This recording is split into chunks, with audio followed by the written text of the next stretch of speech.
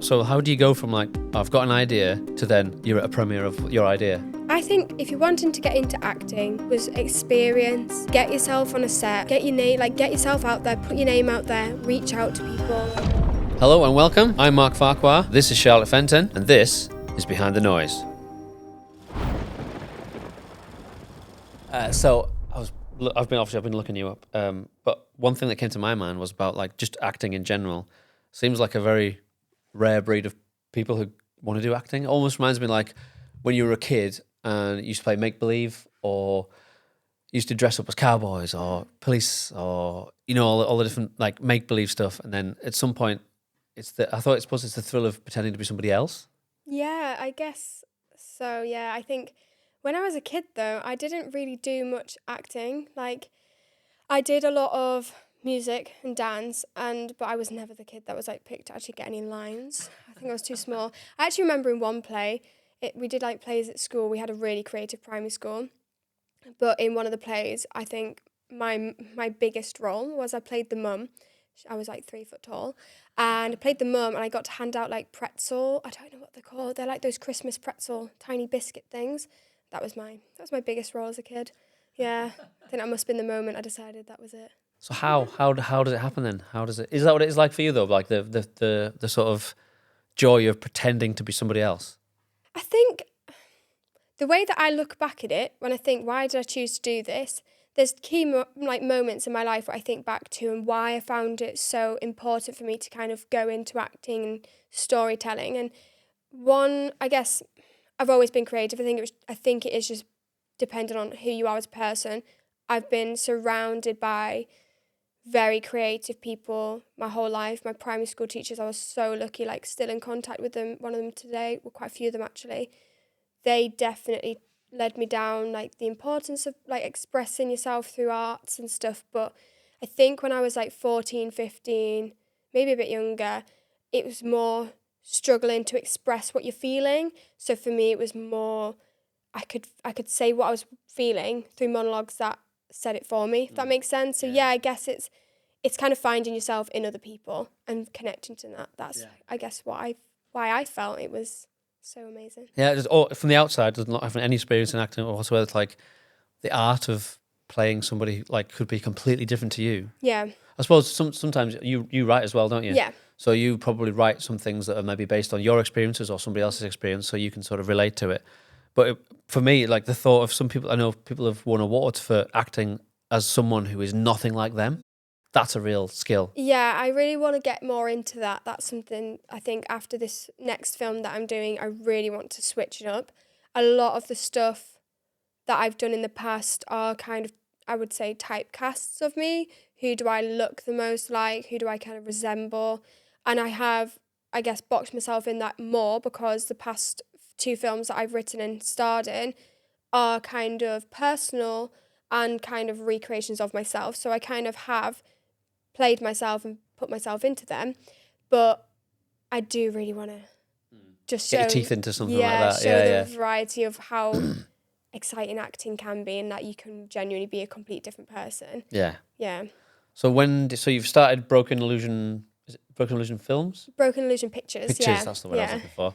So when did you do that? So I kind of started, I want to say it was during lockdown. It was at the end of lockdown. I'd been typecast quite a lot. I was playing the same roles. So I think it was in, I want to say 2021, 2022. I started that, and then... So acting alone wasn't enough for you? No, I was like sick of waiting for someone to tell me when I get a job. And I was like, But you were also doing the whole usual thing of auditioning and I was auditioning well. like all the time, and I had huge auditions. Like that was probably my biggest year.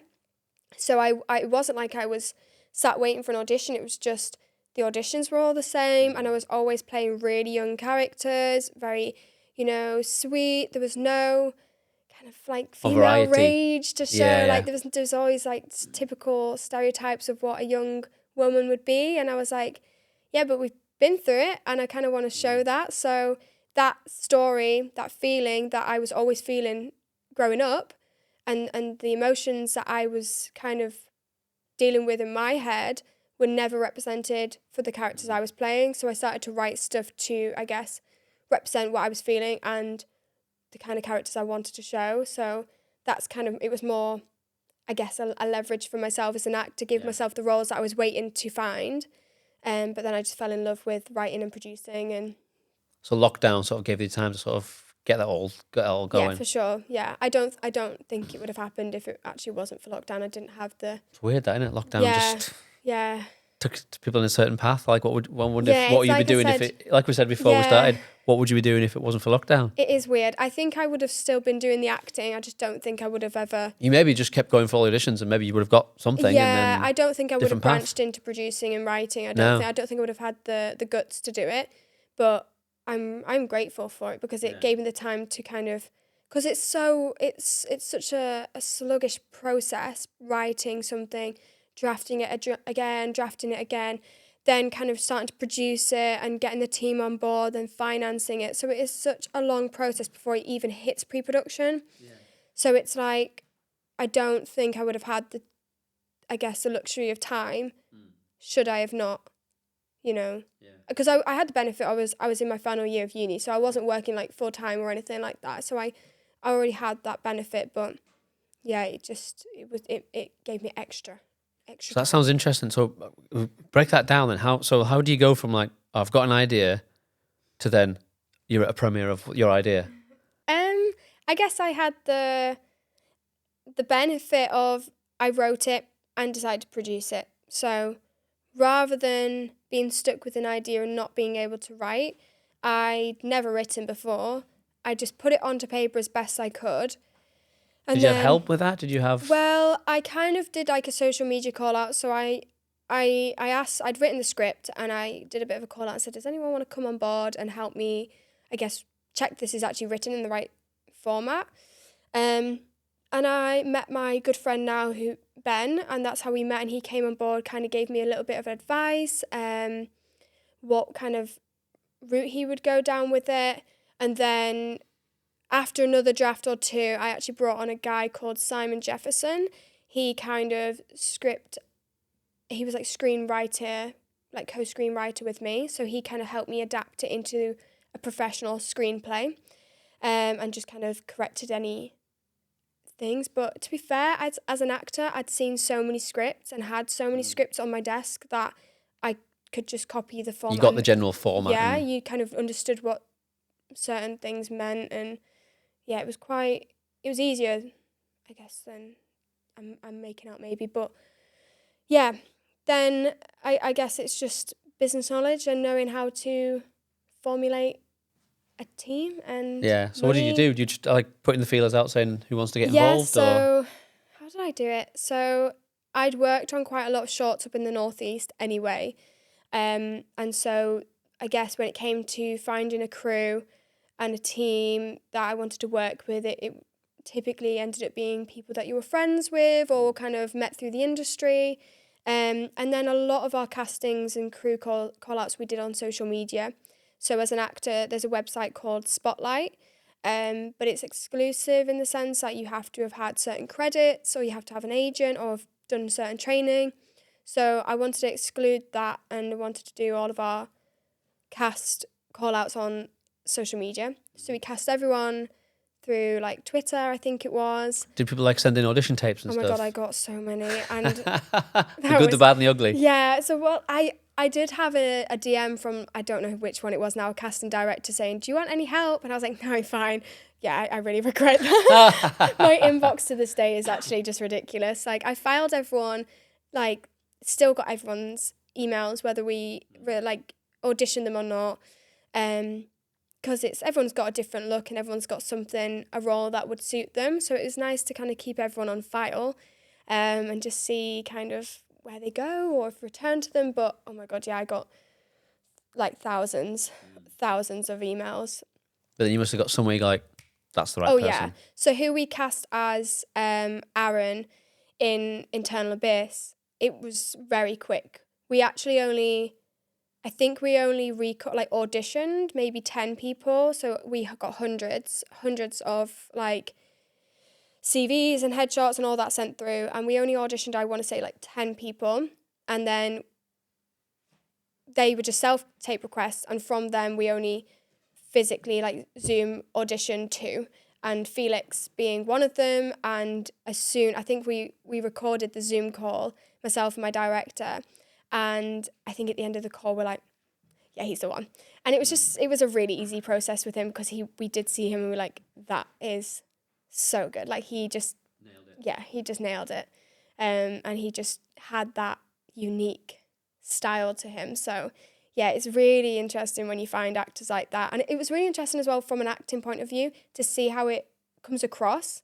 People emailing you as like an actor, and agents emailing. Because that's been you. Yeah, so it's kind of like, oh, yeah, maybe I'm doing it wrong. Like maybe I should approach it a little bit differently, because... Well, you'll see how some go through the application process, like, or the audition process, and how they ask for it or how they present themselves. Yeah, for sure. I think it made me realise how important a good headshot is, a good show reel is. That's the first thing that you see, or the way that you word your email. Yeah, especially if you've got sometimes if you've got 2 candidates who are very similar, those are some of the difference breakers, aren't Yeah, they? professionalism, how you hold yourself and how you kind of introduce yourself. Like, first impressions are so important. And we did get a lot of people that I guess, just didn't have that experience in dealing with maybe directly applying, and were just sending... I guess one thing is, it's really hard because you got scammers and stuff online, downloadable links that you never requested. It's kind of like you do automatically avoid them. So then applications may not have even been looked at because we don't know if it's legit. So it's just making sure that everything's easily accessible, and you don't have to jump through hoops to open your application, because you don't want a casting director or anyone to skip past you because they're a bit unsure whether it's a legit application or not, kind of things like that. Yeah.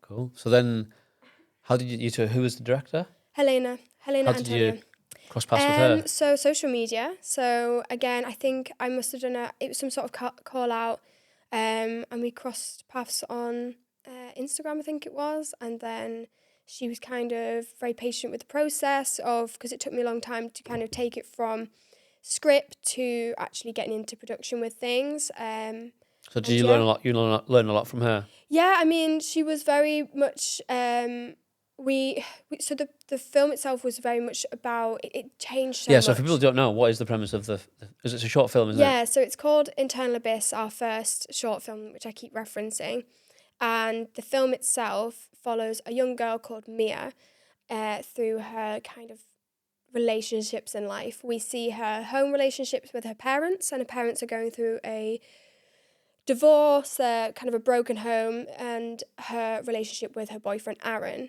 who it kind of centers around toxic relationships, emotional abuse, and it does nod at domestic abuse in terms of physical, but it's more about looking at the relationships around you, and there's often a cycle. You kind of attract what you know, and until you kind of know any different, toxic love can often just be all that you know, especially in young relationships, your first love. You just accept it. Yeah, you don't know any different, so you kind of just get stuck in that cycle, and it's about breaking out from that. So we follow her through her journey of mental health and accepting when the time is to move on and choose herself over other people.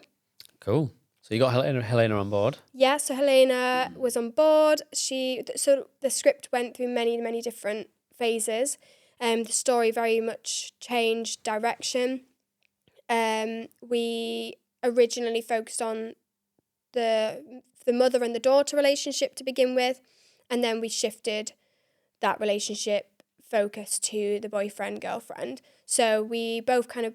What made that decision? I think because when I first wrote it, I didn't realise how much I'd put into this film, and it was definitely looking more at feature length. And for your first production, it's just not really realistic. Shorter is better. Yeah, it's better to kind of for future projects. So was it hard for you to change it from other people's suggestions? Yeah, so bringing it down to... You're like, you got to cut this bit that you love.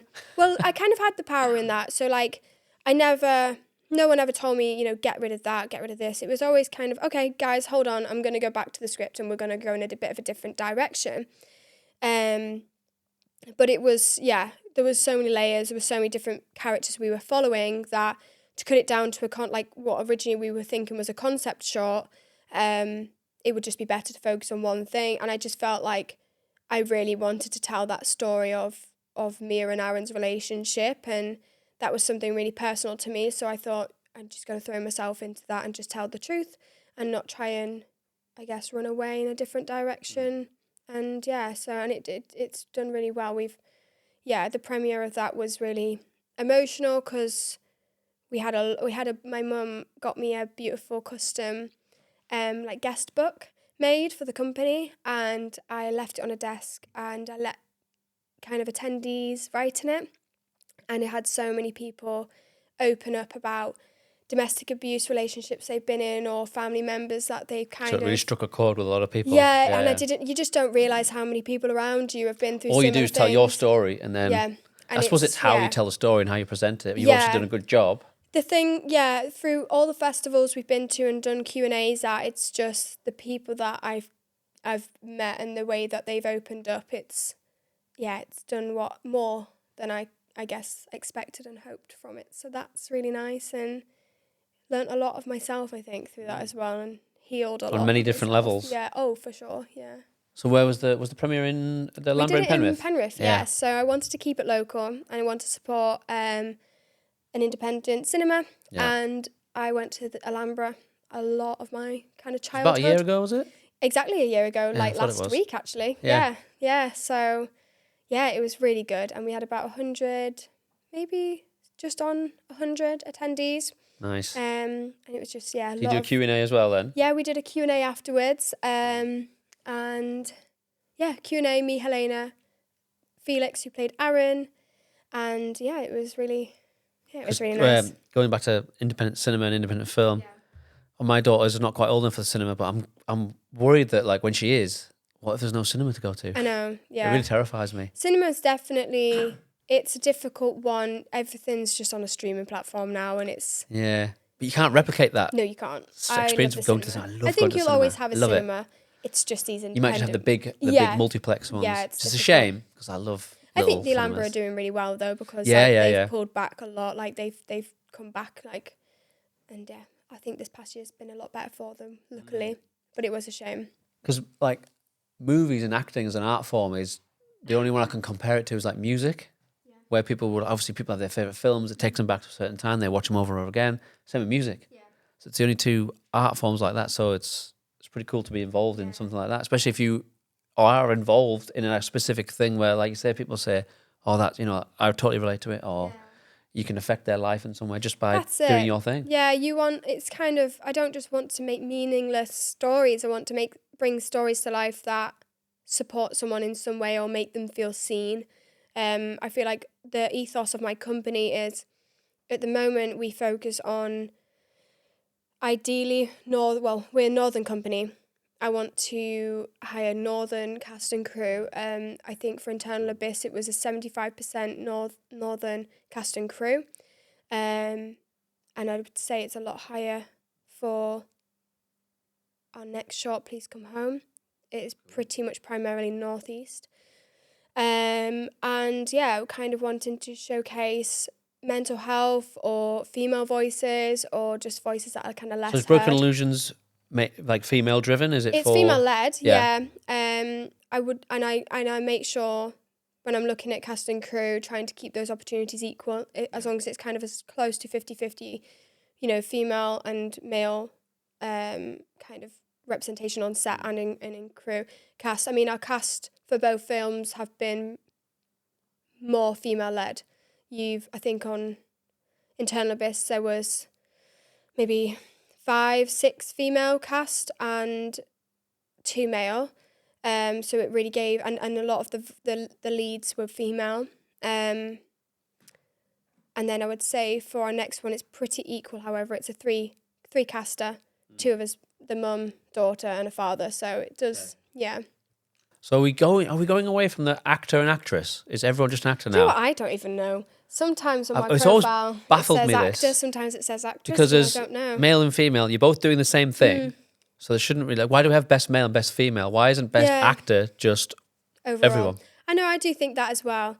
But Feels a bit outdated that now. it is, but because I remember when I was doing my GCSEs, my drama teacher was like, "Oh no, it's actor. Doesn't matter who you are, it's actor. But you still have actress and you still have actor." And then I look at some like when I'm writing bios or stuff, I do check other people's, and some female actors say actress and some say actor. Yeah, something was on the news last night when I was making some final notes for this, and a female actress came on, but it said actor, and I was like, okay, I prefer that. Do you know what? I don't even know. It's the same job because like on my best contract, female mechanic 2024, best male mechanic. Like you wouldn't do that, would you? No, I do think it should be more just one. Because then, like, a woman would maybe win an award over going against a male, which would be fair. Yeah, yeah. Rather than you've won, but you didn't go against the men. So it's for sure. I think, or even have a male, female, and then a general over. Like at least but it is very separate. And then those categories are often still actress or actor. Yeah. And but then I don't know. It's really weird. But I was gonna say something then I can't remember. My brain's gone blank. Yeah, it just seems like that would be kind of the way we're going. But also it removes gender. Because what if you had a transgender person who won an award? That's another thing, that's something you don't see in terms of awards represented, do you? Because it's like, there isn't just a general... Like, you don't need best black actor and best... Yeah. That's all lumped in one category. So why is the gender as well? Yeah, it is one that I'd Plus, be interested. it just makes a lot of awards on the night. Oh my God, don't. 'Cause did you watch the Oscars? I watched like so long. bits of it. I don't know how many more years they're going to do the where they bring the previous winners out in the doorways. Yeah, that seems a bit unnecessary. Yeah, it's a bit. But also, it's like, cute for the first two, and then you're like, oh my God, here we go.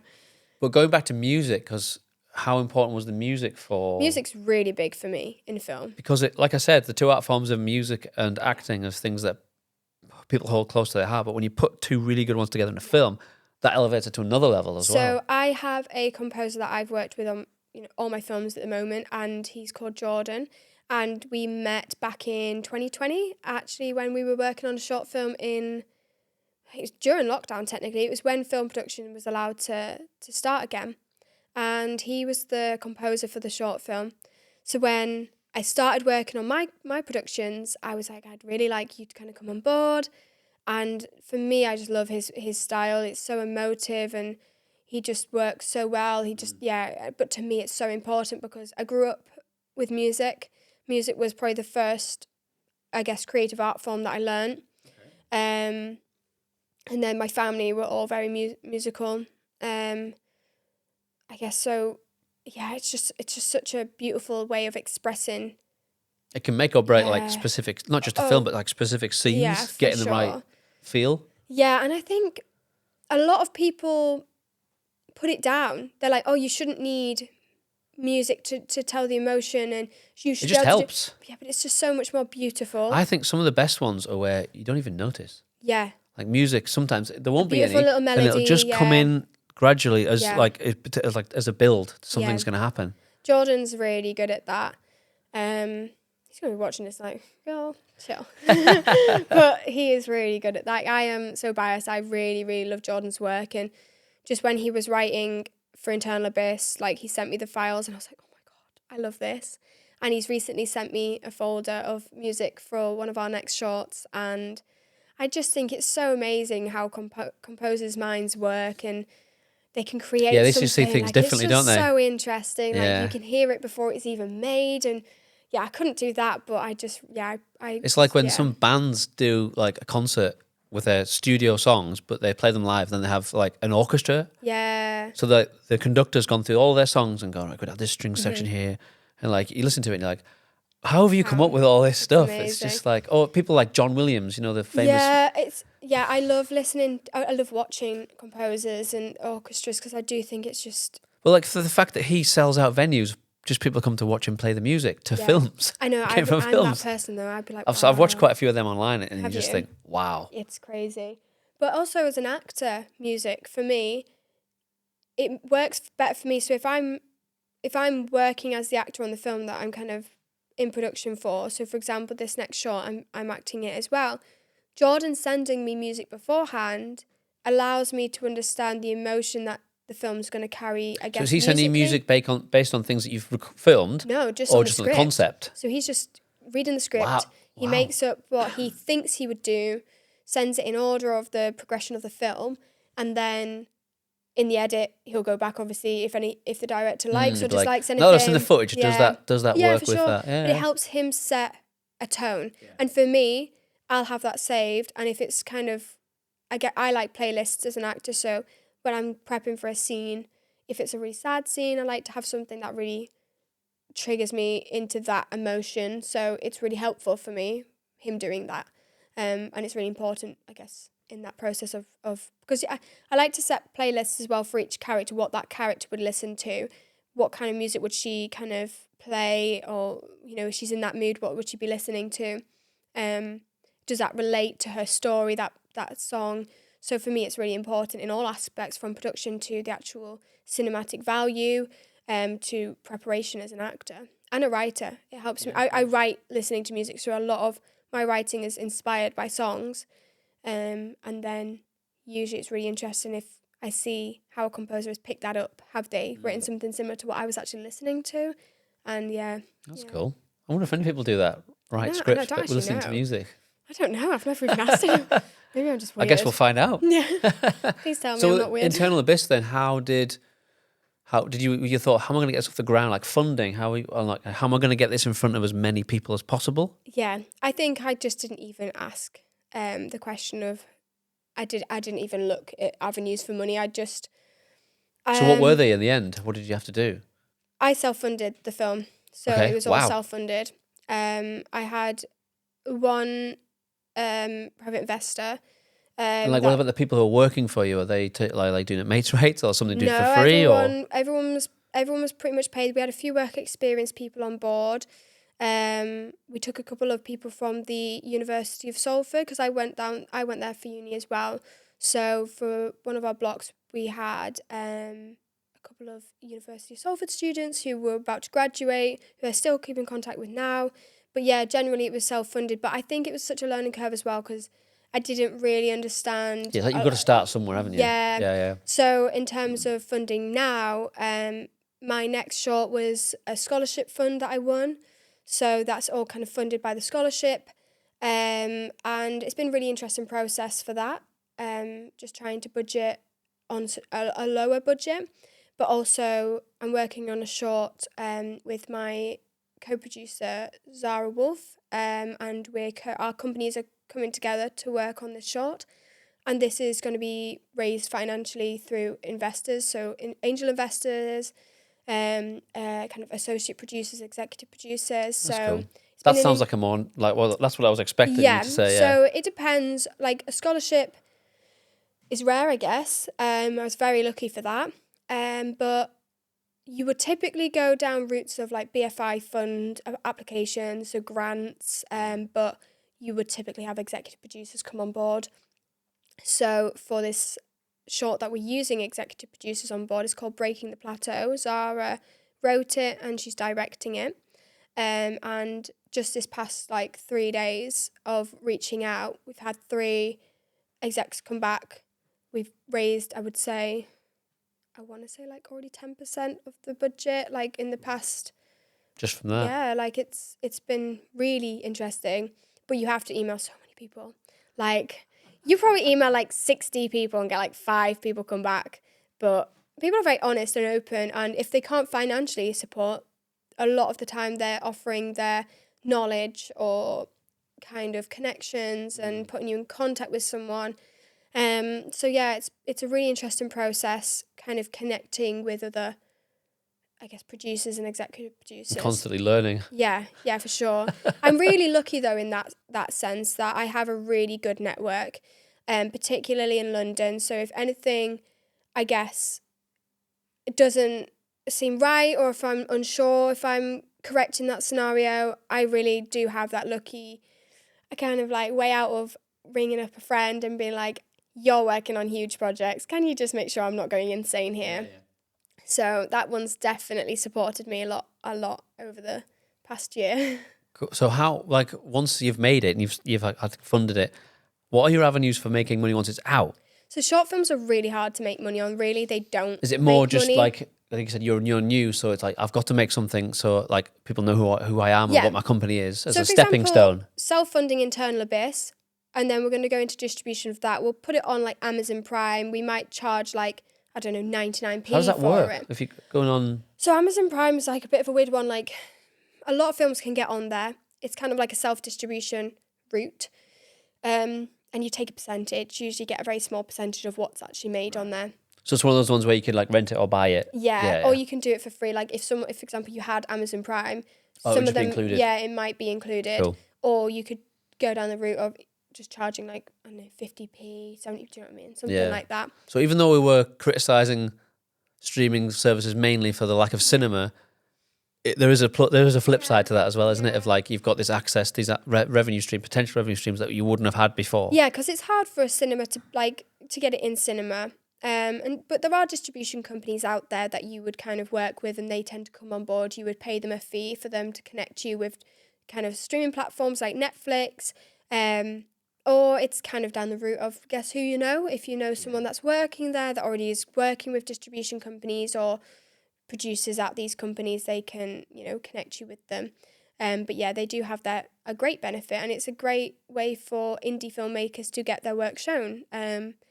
So, and it's good as well with Amazon Prime. You can have like a library of work on there, so people can see your name under that and watch anything. It's then easy to find. You can just send someone a link to here's my online portfolio, rather than having to be there in person for all like the festival screenings and things like that. But yeah, it's interesting one. So what have you got? What's in the pipeline next? So we're filming in 3 weeks, I think it is. 3 weeks we'll be filming in, and we're filming over in Darlington. Our next short called Please Come Home. What's the typical length of a short? A good one for a festival runs 15 minutes. Okay. My last one, Internal Abyss, was premiered at like 22 and a half, but then we had to cut it down to under 20 for festivals. Maximum a lot of festivals will accept is 20 minutes, but even then, I only learned this afterwards. I guess it's because I work with a lot of friends that have run festivals. So my friend Chris, he runs Sunderland Shorts Film Festival, and talking to him when programming this year's, I did a bit of reviewing for him, and it's trying to fit as many films in one slot. And the longer the film is, like if you have an hour and a half block, for example, like a 20-minute short is taking up a lot of that time, whereas a lot of shorts will be 5 or 10 minutes, 15. Like it's perfect. You can. That's also a challenge of how do you make something really good at that short. I know, yeah. Especially if you initially writing it to be like an hour, and or your brain just goes like rambles off with you. Because it's not just the story that you've written; it's how do you edit it. Yeah, I guess keep the crux of your idea. You don't want it to jump either, and it's like a lot of short films can typically just not have a good arc, and they just, I guess the film climaxes before it's even got anywhere. And it's like or like it could have been ruined in the edit. Yeah, or something like that. It's just not enough, or you don't have enough footage to really give the editor to flow with and make it feel nice. Yeah, and like not having enough B-roll footage or something like that. Which is so important with timing as well, and scheduling is allowing that time for extra shots and allowing the flexibility for that. But yeah, so a good one would be 15 minutes, which is what we're aiming for our next short. So I think. What's the next one called? Please Come Home. Please Come Home. Okay. So I wrote it for the scholarship application, which I applied for back in October. What is the scholarship? So it's for Tees Valley International Film Festival. Internal Abyss screened there last year, and at the same time they held a scholarship application where you wrote a script, a pitch deck, breakdown of kind of how you would make your film for £3,000, and you get shortlisted, have an interview. So you just write a document about that? You just write? do like a standard pitch deck, which is kind of like a typical like PowerPoint breakdown, PDF of kind of what you would want the film to be. I did like a schedule and budget breakdown sheet as well. It's like your business plan. Yeah, basically. It's basically a business plan for an individual project. project. Do you watch The Apprentice? Yeah. Like the business plan at the end of the day. Like, yeah, you do. You have Except to, you don't get ripped to bits like they do. No, not as, Michael was nice. He was kind to me, so that was fine. Those are brutal. Yeah, I think I'd just cry. Yeah, some people do. But, so I won the scholarship. So I guess part of the scholarship as well was the film would star Marc Benton, who is a Northeast well-known actor. And so I wrote the script around him and myself, and something that would suit both of us. So that's our next one. We're filming in a few weeks. Like I say, it'll star Marc Benton. And then going towards the end of summer into the autumn, I'm filming Breaking the Plateau, co-producing with Wolf Productions, and that'll be in London. And in the end of summer, beginning of autumn, we'll be filming Breaking the Plateau, which Zara has written and will direct, and we're co-producing. Our companies coming together, and that's going to star BAFTA-nominated actress Charlotte McBurney and Markella Kavanagh, and she's in Rings of Power. So that's like the Lord of the Rings spin-off TV, yeah. So we're really excited because that's probably our biggest starring. And that's for Broken Illusions? Yeah, so we're co-producing. Cool. So it's Broken Illusion Pictures and Wolf Productions. Nice. So we're working together on that one, which is really nice, and working with Zara, she's worked on, that'll be our third film we'll be working on together, and yeah, she's really easy to work with. So it's nice as well to find people that work similar to you and have a similar interest and drive. So yeah, I'm really excited for that one.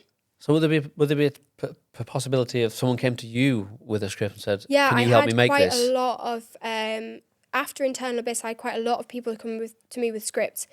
That's gonna be the next thing, isn't it? If you put yourself on the map, you're just gonna get bombarded with. Yeah, I took loads on. I was like, yes, send me them, and I was like, oh my god, I don't even have time. To read they've all sent me them. Then it was Christmas, and I was like, I've ruined my holidays because I'm just reading scripts. But I had a couple of friends who work on really big productions in the industry, and it was really nice that they even trusted me to kind of look at that. One of which is a good friend of mine called Kieran Day. And he's still in production prep now for his film. And yeah, I don't think the company is gonna go on without actually producing it, but it's something that I would really like to be involved in with him and support him in any way. Brilliant script. I think it's still in development now. But yeah, I had quite a lot of people send me scripts over Christmas, and they're amazing, but there's only so many you can handle at once in terms of funding. I can't go to the same exec producer for 5 films at one time. Do you know what I mean? So there's only so much you can take on at once, and you've got to prioritise budgets as well. And so it just worked well that Please Come Home was scholarship funded. Amazing. Kickstarted the year. We're going straight into summer with an amazing short, which will finish post-production hopefully by the end of July. And then that's going to premiere in November. And then we'll go straight into Breaking the Plateau, and then we have got another short in the pipeline, which we're just trying to get funding for now, called Forgive Me For It Was Not I. That's another Broken Illusion film. Is that something you wrote? Yeah, but the budget for that one's a lot bigger than the other two, so we've put that similar sort of time, 15, 20 minutes? Yeah, 15, 16 minutes probably. So have you got a goal to eventually be able to do a longer? Yeah, so I would like by next year to be working on some features. I don't know if I'd write the features as such, maybe co-write it. Yeah. So what's the difference then between, obviously shorts, you're looking to go to festivals and be nominated and stuff, but with a feature-length film, what's the difference? There is a big jump, and I was at a round table for writers and filmmakers the other week, and we were talking about the bridge between shorts and features and the budget jump as well. The difference of what is classed as a small budget is just crazy. It's money that, you really just don't even imagine to be working with really sometimes. And I guess for features, you want it bought, you want to distribute it, you want people like Netflix to pick it up and buy it, and then it's more of a money maker really, and you've got bigger festivals and bigger screenings to get it in front of, and it leads to a lot more. It's a lot more credible. Yeah, it makes sense though. I get what you've been saying about you're using the shorts as a way to work your way up the ladder, portfolio really, to then put yourself in a position where you're comfortable to do a feature length. Yeah, for sure. You've got the fan base, you've got the connections, you've got the backup. Yeah, and for sure. It's learning on smaller projects so that when you apply it to bigger ones, transferable skills. Yeah, exactly. And they're all the same at the end of the day. It's all a crew, but you're working on a lot smaller. You're working with skeleton crew, so it'd be nice on features to have all the hands that you need. Yeah, it's like more of a commitment though. Like people are going to be, like could be a couple of months, and like people you're going to be paying people because obviously they've got bills to pay. Yeah. So like feels like it's a different step up and more pressure. Yeah, for sure. I think we've got some great ideas that we would love to do for features, but it's also with features being unique because the money is so hard to get hold of, I guess. You really want something that's Unique going to idea sell. and yeah. So it is. So have you got a defined team now at Broken Illusion? Kind of. I do have my go-tos, but I have, it depends on the area that we're filming on as well, and it depends on the style. So I have a few different DOPs down in London that I like to work with. So for example, when we're filming in London, I've brought on that DOP for that project. What's a DOP? Director of photography, so like your cinematographer. Yeah. Sorry. Okay. And yeah, I guess it's learning though. For me, at this moment in time, I'm working on different projects with different teams, and it's getting to know who works well on what kind of style, and everyone has their own different preferences. So directors will have different styles of genre and stuff that they like to tell stories on. And same with cinematographers, DOPs, they have their own look. And if it matches the kind of look you were thinking of when you were writing and your director works well with. So as producer, me and Zara work really well, and we're looking to kind of move that further forward and keep growing as companies together and come together a little bit more. But yeah, I'm still growing kind of, I guess, a base team. It would be nice to have people on board officially. Like permanently. Yeah. But I'm quite, happy just going project to project at the minute. It's overwhelming. Like you have a lot to do yourself because you don't, I guess, have the people. It's all on you. Yeah. So I suppose along the way you might build up connections where you say this, I'll help you do this. If you work with someone, then you build a connection. And which is exactly kind of what's happening with me and Zara. To be honest, we literally met late last year, and just the development in where we're going with our kind of professional relationship is we've just done so much in such a short span that we just would love to see kind of together working professionally how further we can take this. So for like young people at school, the first time you can do any acting is like it's just drama school, isn't it? Because it's not a part of the, like, you do French, but you don't do. Yeah, I suppose maybe GCSE media and stuff. I did GCSE drama at school. Not everywhere. I don't know if everywhere offers it though. So I suppose it depends on the school. Yeah. It depends on your area, I guess. Yeah, or like theatre classes outside of school. But I guess honestly, I had such a weird way into the industry. I never went to drama school. I didn't go to theatre groups on a weekend or anything. So what happened? Oh, don't know. I just literally YouTube. I don't know.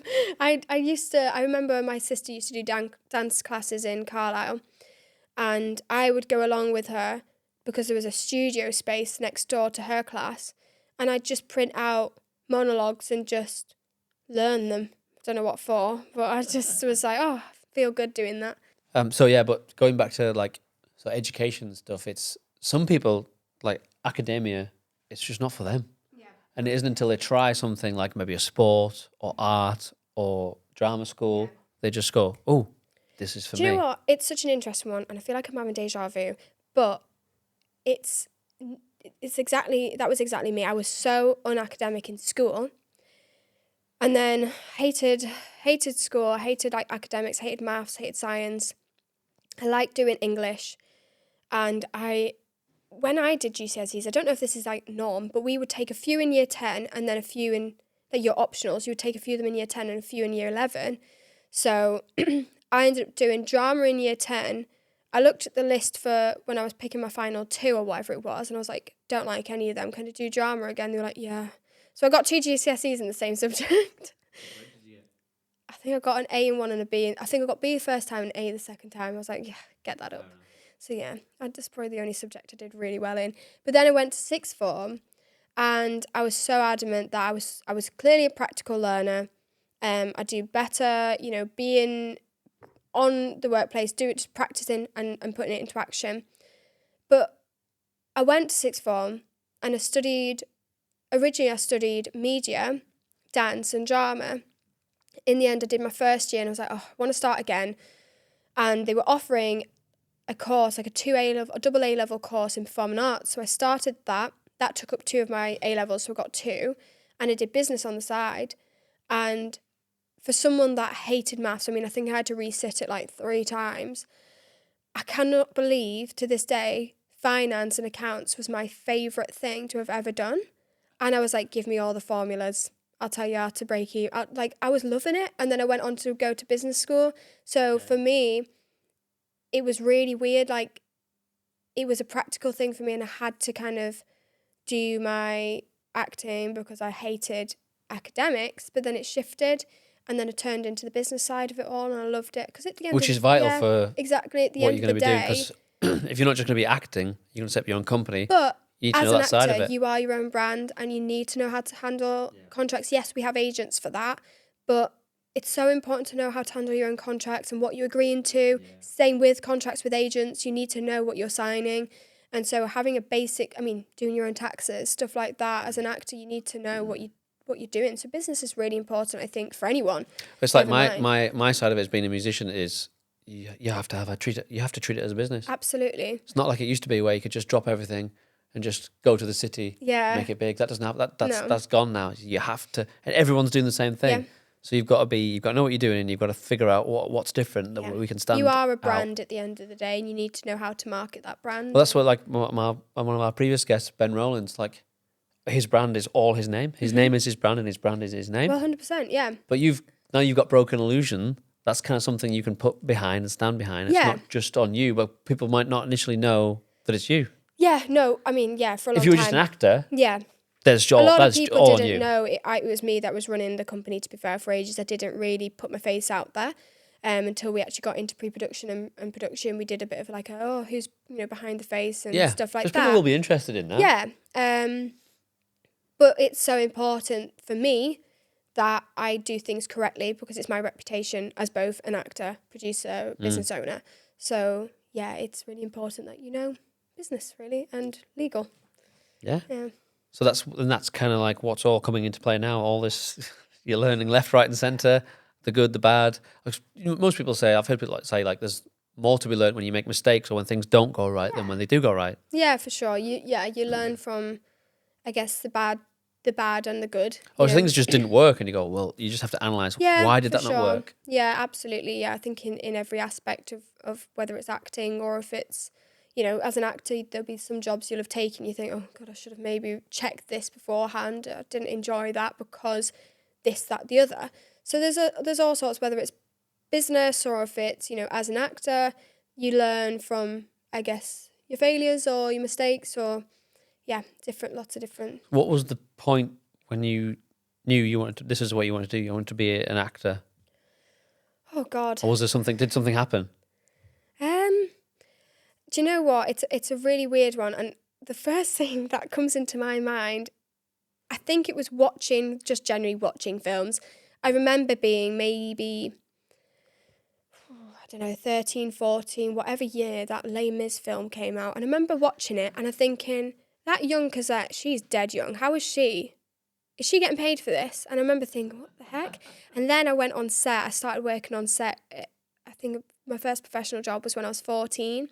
And then I remember getting my first proper job, paid film job when I was 15 and my first agent. And I just remember walking on that set. My mum, poor mum, bless her. I remember dropping me off and thinking, I hope you know what you're doing, because I don't. Like, I have no idea. She was a nurse and she had no idea about this industry. She was just like, if you know what you're doing, I'll take you to set as long as it's, we can check over and make sure it's all safe.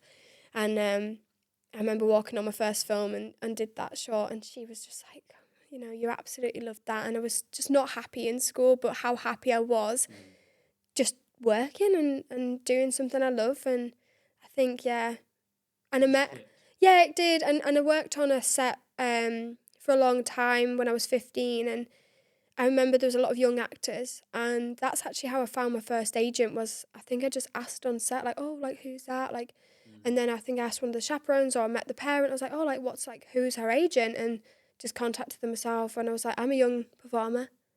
Can you sign me? And they were like, come for a trial first, like, come to some classes. So I went to, like, I think it was like a 3-month train, like once a month I'd go in to their workshops and act for them. And then after 3 months, they signed me. And yeah. So the auditioning side of it and being in front of a camera and, where it's a bit like this, where it's silent and you've got people judging you and taking notes of what you're saying. Was that an issue at first, or has that never bothered you? Do you know what? I think I look back and I think I was way more confident as a teenager than, like, I just had nothing to lose. I was just going for it. And fearless. Yeah, I don't know. I put 50 pence in me when I was a kid, but I think as you get older though, you think about things more. Yeah, it's bigger Sometimes risk. overthink it. Yeah, for sure. It's a bigger risk when you're older, I guess. You've got bills to pay, you've got a reputation to keep hold of, whereas as a kid, it definitely was more opportunity there because not everyone's parent is willing to let them go out of school for it or, like, miss something for an audition. So I remember, I think one of my first auditions was just like a Skype call at the time, and I really enjoyed it. I do prefer now being in the room. I think back then I preferred having, like, a video call because I was more comfortable, but now I really prefer kind of being like, cool, come into the room, have an audition. Yeah, feels more you real. can, like, people, there's chemistry there, isn't it? It's a bit like that's why I don't generally do remote podcasts, because the energy's different. You can't replicate this. No.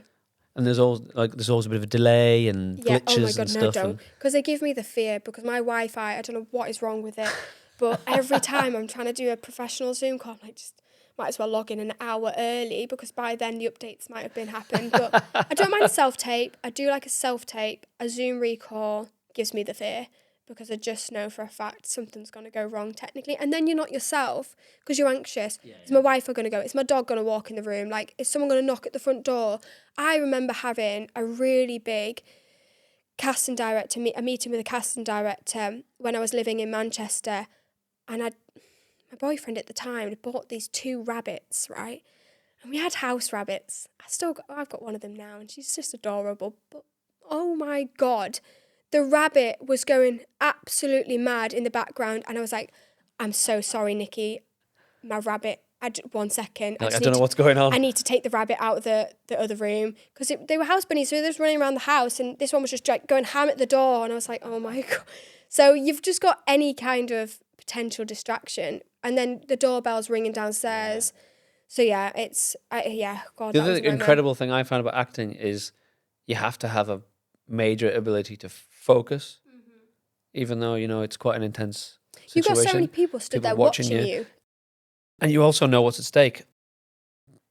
But you've got to put all that to a side, and you've just got to deliver what you're there to deliver, and hope that I remember works.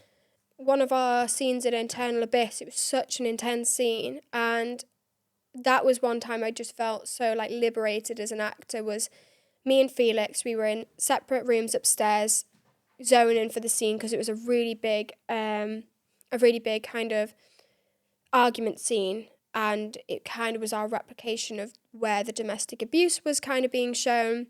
And the crew were downstairs set up, so you would come out of the bedroom, walk down the stairs, you'd walk into the set and into the kitchen, but we had to walk past the monitors, the whole, like, I think there was like 20 crew shoved into the living room. Trying to pretend they're not there. Yeah, everyone had to be so silent because it was such a quiet scene. Like, I just remember walking down that stairs, like, following after Felix. I'd hear him come out of the room, and I was like, right, that's my cue, wait a few seconds, I'd go down. And I just remember thinking, I didn't even know you were there. You were that in the scene and that in the moment. I didn't know where anyone was, because I wasn't down there whilst they were setting up. And I remember looking around afterwards, I was like, oh my God, they were all just in stood the zone, there. yeah. So that's the kind of focus that you just have to be able to just turn on. Absolutely. And it was really nice, because just for that moment, when you're in scenes like that, it's so important to just switch off producer and switch off kind of writer, whatever, and just be the character. Must be also when you watch it back as well and you go, fair play, I've nailed that. Yeah, do you know what? Internal Abyss, sometimes it's hard to, like, blow your own trumpet or pay yourself a compliment. You're your biggest critic, and I hate it. I mean, there's so many films I've done, and I've never let my family see them, or I've never shared them. I'll share the behind the scenes pictures, but they don't really go online. And then Internal Abyss, I was just so pleased when I watched it, because I thought, I'm just so proud of, like, that performance I gave. everything into it and genuinely just felt like I enjoy people watching it because I'm not like, oh my God, they're judging me. Yeah. And that is Totally just, different experience if you're watching something you worked on but you weren't in. Yeah. But then when you're in it as well. Yeah. It's, it was really, I think for what we put into that film, I was really chuffed with what came out. So What are you like for remembering lines? Do you know what? Like, That's something I would definitely struggle with. yeah, it's weird. As long, and I went on tour like a couple of years ago. I was playing Juliet in Romeo and Juliet, and we only had 2 weeks rehearsals, right? And I just could not get some of the lines. And I was like, why can I not get this? And it's because I didn't understand the context essentially as much as I realised. Like, I understood it, but I didn't genuinely really understand the meaning, deeper meaning. And as soon as I just spent a night by myself breaking everything down and understood her thought process, it just clicked. I came into rehearsal the next day and he was like, what did you do yesterday? Like a different person. Oh, absolutely. So as long as I sit and I really just get in the headspace of that act, like that character, it's like I don't learn lines. I don't sit and go, right, this is the line, this, you know. You're sort of absorbing I just them, read aren't you? it and I read and I'm just trying to process what she's feeling. And as long as I've got that. Yeah, it's interesting. Yeah, it's not just remembering lines. It's remembering. It's more of a what character. How a character feels and what are they trying to say. Not just literally like the words Who on the are page. they? It's more understanding the character in their life, really. Method acting, I guess, is a really and interesting what's going one on I in this found. scene right now. Yeah, for sure. And why is Yeah. she feeling that way? And yeah, that's more for me how I would learn it because it's more natural then. Because I've heard some people have really completely different ways. Some people like won't do much.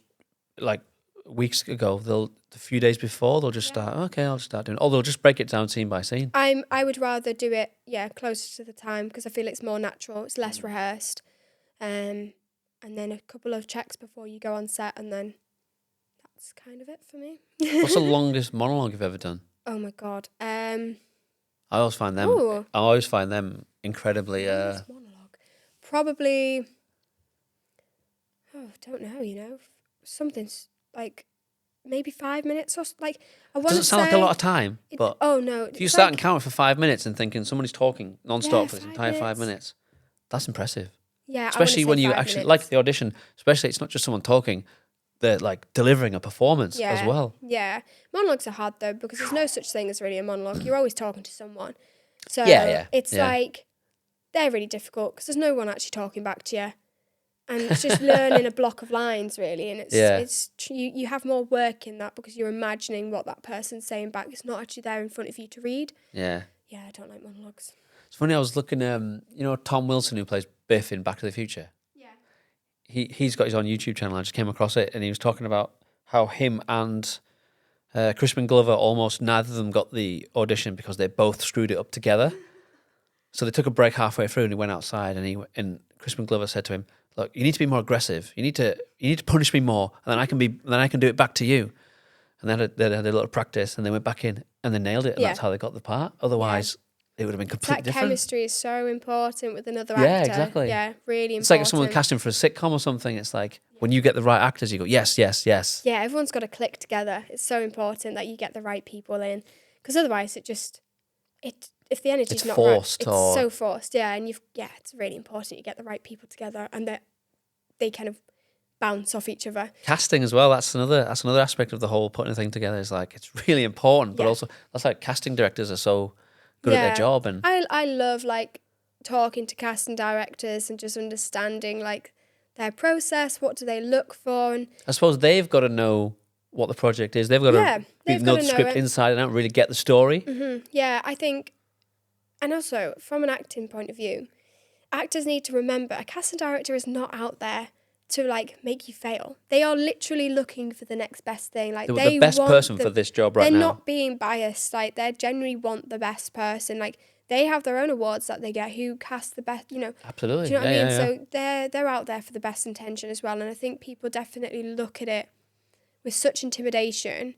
And really, they're there to do their job. And they want you to succeed. You're auditioning because they want you to succeed. And yeah, I think as soon as you really believe that, and I guess meeting casting directors, having that chat with them, the more you do it, the more you'll realise and you'll build that relationship and connection with them. And you'll realise, they're really just really nice people. They're not scary. Like, they're not... Yeah, they're doing their job. Yeah, Yeah. So it's up to you whether you meet the requirements or not. Yeah. Yeah. So like what? So for in terms of like auditioning and what you do, what is what would be your advice to someone who's looking to get into acting now? For just getting into Just it. getting into acting in general, because I don't think everyone sets out to do it all. Yeah, no, yeah, true. Like you've ended up doing. Oh God. Because obviously it might have changed a lot, especially like you were saying before. COVID's changed a lot of things. Yeah. But so if someone was watching this now and they think this is what I want to do, what would your advice for them be? I think if you're wanting to get into acting, for me and the way I got into it, I didn't go to drama school, like I said. It was experience. Get yourself on a set. You know, whether that's connect with local filmmakers, get your name, like get yourself out there, put your name out there, reach out to people. If you can, if there are local classes, you know, when I moved to Manchester, I did take up part-time classes with a group and just meeting other actors. It was so helpful, and getting advice of them.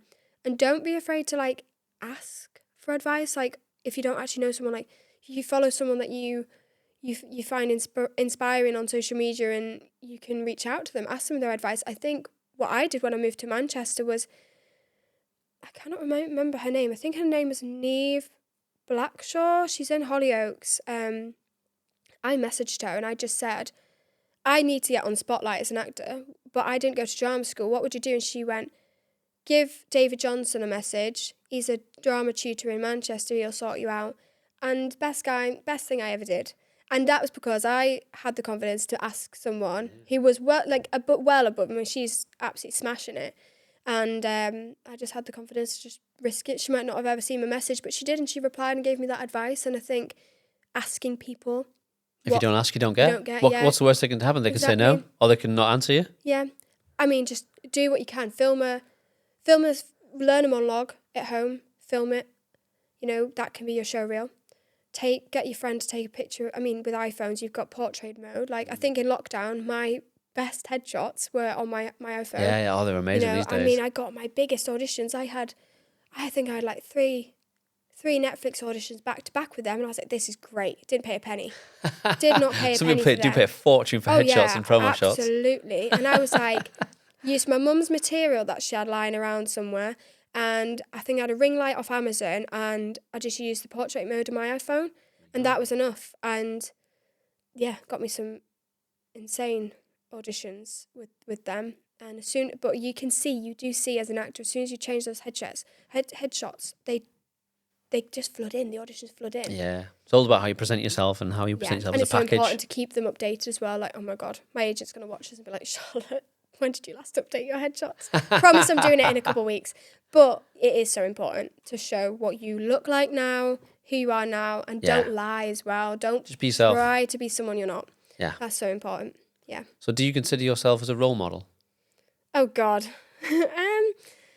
I would like to think. Because I do. Do you? Yeah. Oh God.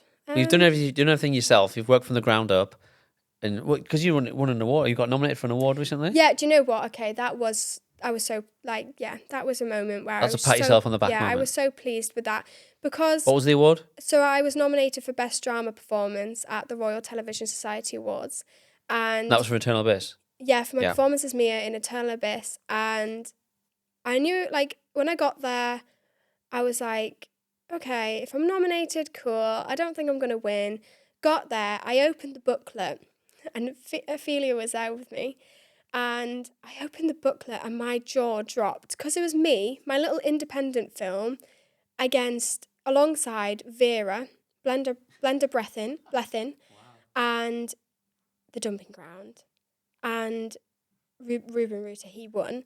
And I just thought, okay, I thought if I was nominated, I'd be alongside other short films. And I was like, oh my God, I cannot believe little me, like my first award nomination that I've ever been nominated for as an actor was alongside ITV Vera and CBBC Dumping Ground. There was no other short film, you know what I mean? It was such a, I don't know, me amongst the big crowd kind of thing. And the film itself was nominated as well for best short form. So that was, I really. So who wrote it? Me. Who produced it? Me.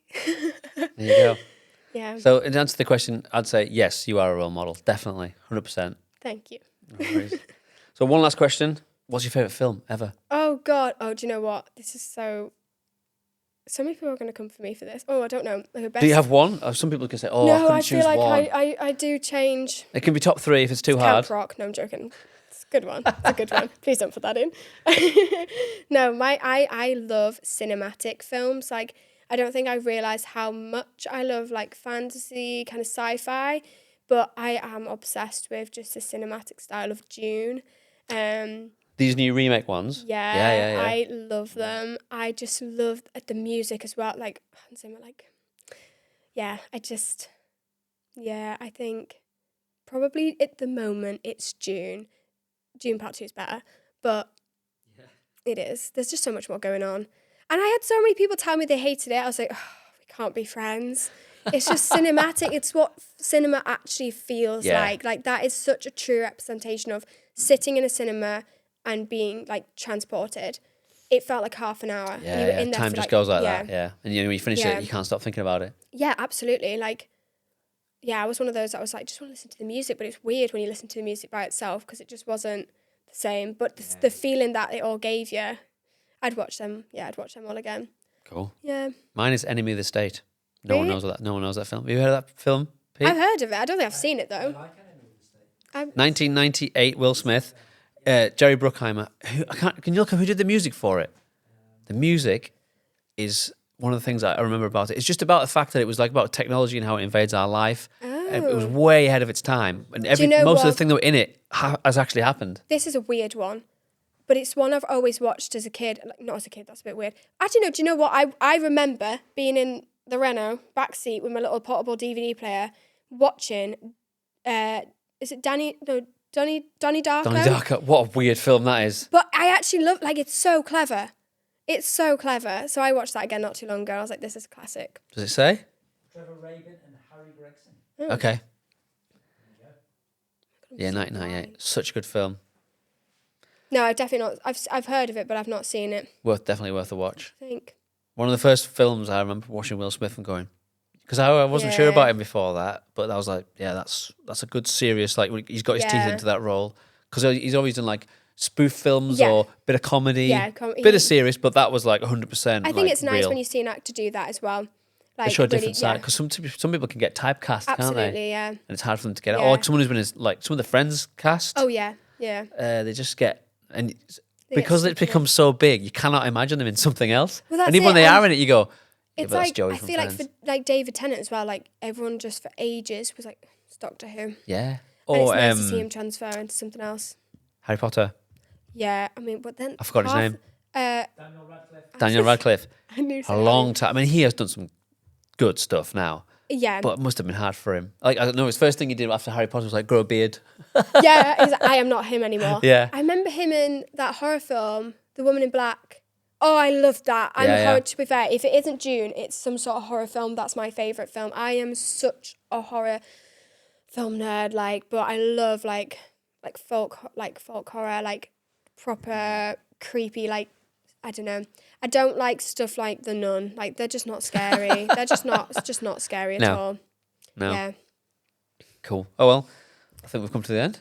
It's been fantastic to meet you and talk to you. And you, thank you. And we'll do it again in another year or so, a couple of Yeah, years, when you've won an Oscar or something. Yeah, You know? let's manifest that. Best It's picture. happening. Cool. So if people want to look you up, or if they want to get in touch with you, what's your socials? What's your... So you can find me on Instagram or at the Charlotte Fenton, or you can follow the production company at Broken Illusion Pictures. Cool. We'll put the links in the show notes as well. Yeah, And we'll... excellent. Yeah. Cool. All right. Thank you very much, Charlotte. Thank you. Hi, I'm Charlotte Fenton. If you've enjoyed this episode, make sure you like and subscribe to watch more.